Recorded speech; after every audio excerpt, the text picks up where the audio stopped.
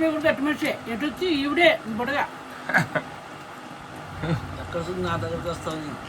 జాంగర్ bye గుండు ఉన్నట్టుండు, పెద్ద గుండు.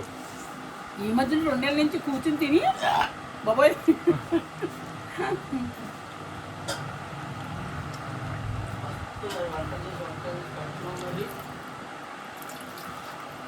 నేను ఎందుకు పెడతాను, నువ్వే చేసుకు తింటున్నావు.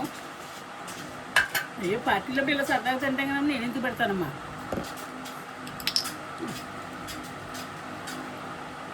అమ్మయ్య అమ్మా చాలమ్మా, వచ్చుకుంటే రేపటికి నేను శుభ్రం కందిపో పక్కన చేసుకుంటానమ్మా. ఆ పని చెయ్యి, ఈరోజు చేసుకుంటా అన్నాను.